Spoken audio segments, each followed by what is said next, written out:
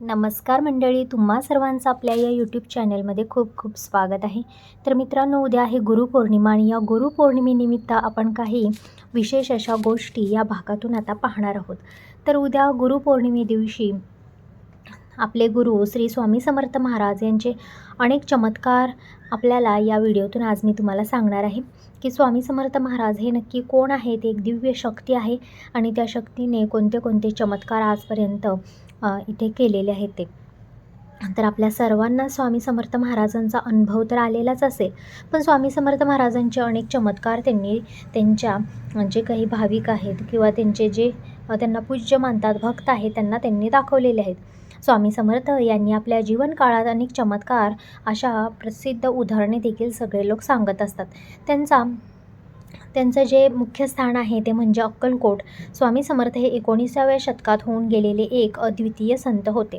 त्यांच्या जन्मस्थानाबाबत स्पष्ट माहिती नाही, परंतु काही भक्त आणि ग्रंथानुसार त्यांचा जन्म काशी वाराणसी येथे झाला होता. काहींच्या मते स्त्री नरसिंह सरस्वतीचे पुनर्जन्म होते असंही मानलं जातं. स्वामी समर्थांचा मुख्य निवासस्थान सोलापूरजवळील अक्कलकोट येथे होता, त्यामुळे त्यांना अक्कलकोट स्वामी असेही म्हणतात. ते नेहमी एका झाडाखाली बसत असत, जे आजही अक्कलकोटमध्ये स्वामी समाधी स्थान म्हणून ओळखले जाते आणि खूप लोकांना आलेले त्यांचे अनुभव हे अद्वितीय आहेत. तर स्वामी समर्थ महाराजांचा चमत्कार आता आपण पाहणार आहोत. स्वामी समर्थ महाराज यांनी आपल्या जीवनकाळात अनेक चमत्कार केले आहेत. पहिलं म्हणजे त्यांनी रोगमुक्ती. खूप लोकांना त्यांनी रोग व्याधीपासून मुक्त केलेले आहे. तर आपण पुस्तकांमध्ये सुद्धा वाचायला आलेलो आहोत आणि सिरियलमध्ये सुद्धा आपण पाहिलेले आहेत की स्वामी समर्थ महाराजांच्या जवळ कितीतरी भाविक जे आपल्या जीवनाशी त्रस्त झालेले आहेत, रोगव्याधी झालेले आहेत, ते स्वामी समर्थांच्या जवळ आल्यानंतर त्यांच्या सानिध्यात आल्यानंतर स्वामींनी त्याला किती चांगल्या पद्धतीने त्यांना बरं केलेलं आहे की ज्या रोगांवरती औषधसुद्धा नव्हतं त्या रोगांवरती स्वामी समर्थ महाराज यांच्या एका आशीर्वादाने ते रोग बरे होत होते.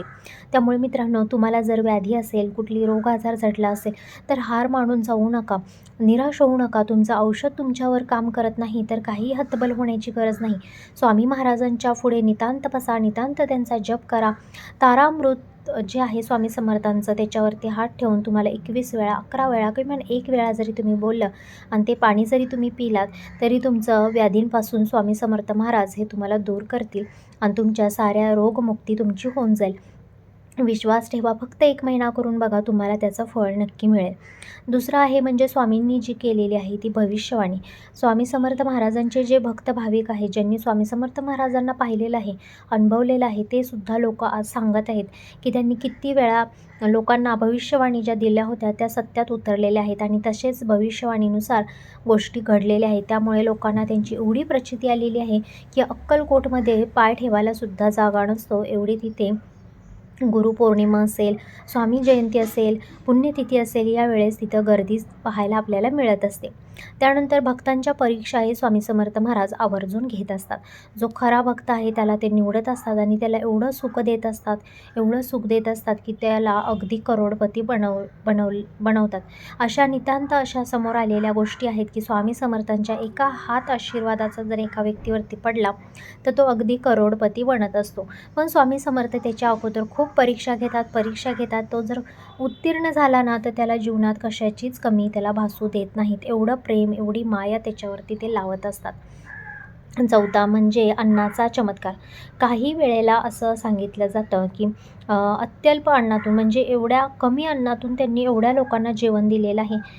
कधी कुठे गेले स्वामी समर्थ महाराज, त्यांनाही बोलवलं तर तिथे अन्न जर कमी पडलं लोकांसाठी तर त्यांनी छोट्याशा अन्नातून सुद्धा खूप लोकांना त्यांनी अन्न पुरवलेलं आहे. म्हणजे अन्न संपतच नव्हतं असे आशीर्वादसुद्धा ते देत असतात. त्यामुळे मित्रांनो, तुमच्यासुद्धा घरात खूप गरिबी आहे, अन्नधान्याची कमतरता सतत घरात होत राहते, तर तुम्ही स्वामी समर्थांना सुद्धा मागू शकता की आमच्या घरामध्ये कधीही धनधान्याची कमी पडू देऊ नका. एवढी सेवा तुम्हाला महाराजांची करायची आहे. महाराज हे साक्षात देव आहेत, देव, आणि देवाचंच एक रूप बनून ते आपल्यासारख्या गरीब भाबड्या लोकांना मदत करण्यासाठी ते पृथ्वीवरती अवतरले होते.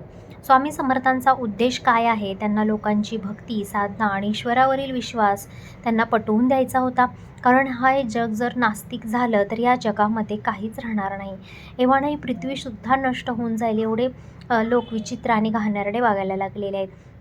या पृथ्वीवर सुद्धा कितीतरी वाईट गोष्टी घडायला लागलेल्या आहेत आणि लोकांना जर भीतीच राहिली नाही कोणत्या गोष्टीची, तर एक ना एक दिवस ही पृथ्वी म्हणजे नरक बनून जाईल. आणि याचमुळे स्वामी समर्थ महाराज हे अवतरले होते, की देवांना देवाधर्माविषयी, भक्ती साधनाविषयी तुम्हाला ते विश्वास पटवून देत होते, की तुम्ही सुद्धा त्यांची भक्ती करा आणि ते आत्मसात करून तुम्हाला त्या पद्धतीने वागावं लागेल. आणि हेच जाणीव करण्यासाठी त्यांना हा अवतार घ्यावा लागला होता. आणि त्यांचा एक मंत्र आहे, तो म्हणजे भिवू नकोस, मी तुझ्या पाठीशी आहे. हे ब्रीदवाक्य तुम्ही सुद्धा तुमच्या मनाशी गाठ बांधून ठेवा. स्वामींवरती विश्वास ठेवा. स्वामी एक ना एक दिवस तुमच्या मदतीला नक्की येणार आहेत. श्री स्वामी समर्थ.